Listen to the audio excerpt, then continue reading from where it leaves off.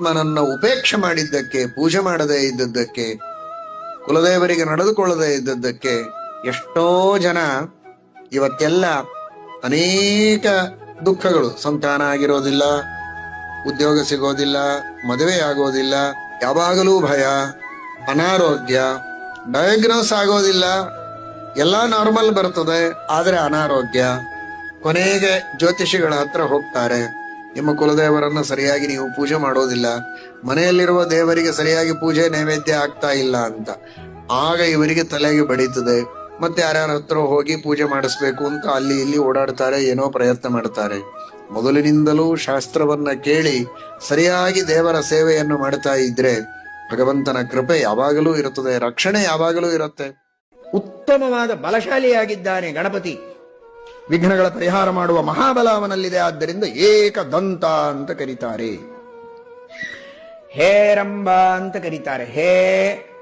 ಹೇ ಅನ್ನುವ ಶಬ್ದಕ್ಕೆ ದೀನರು ಅಂತ ಅರ್ಥ, ಕಷ್ಟದಲ್ಲಿದ್ದವರು ಅಂತ ಅರ್ಥ. ಹೇ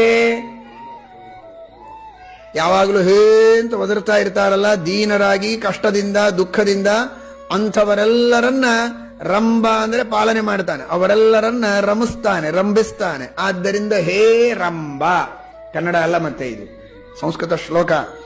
ದೀನರನ್ನ ರಂಬ, ರಮಿಸುತ್ತಾನೆ, ಸಂತೋಷ ಪಡಿಸ್ತಾನೆ, ಅವರನ್ನ ಪಾಲನೆ ಮಾಡ್ತಾನೆ. ಆದ್ದರಿಂದ ಅವನಿಗೆ ಹೇರಂಬ ಅಂತ ಕರೀತಾರೆ. ಆಮೇಲೆ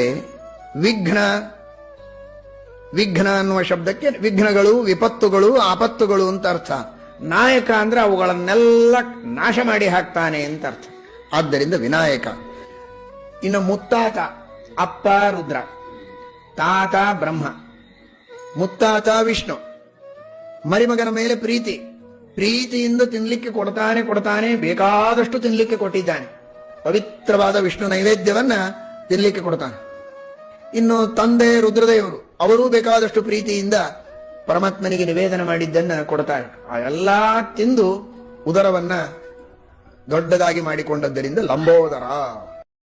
ಏನಾದರೂ ಸಾಧನೆಯನ್ನ ಮಾಡಿದ ಒಬ್ಬ ಸಾಧಕ ಧಾರ್ಮಿಕ ಕ್ಷೇತ್ರದಲ್ಲಿ, ಆಧ್ಯಾತ್ಮಿಕ ಕ್ಷೇತ್ರದಲ್ಲಿ ಸಾಧನೆ ಮಾಡಿದ ಒಬ್ಬ ವ್ಯಕ್ತಿ ಮೋಕ್ಷವನ್ನ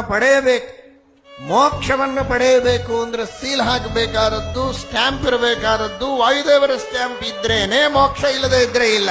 ಇದನ್ನು ವೇದ ಹೇಳುತ್ತದೆ, ಸಯೇನಾನ್ ಬ್ರಹ್ಮ ಗಮಯತಿ.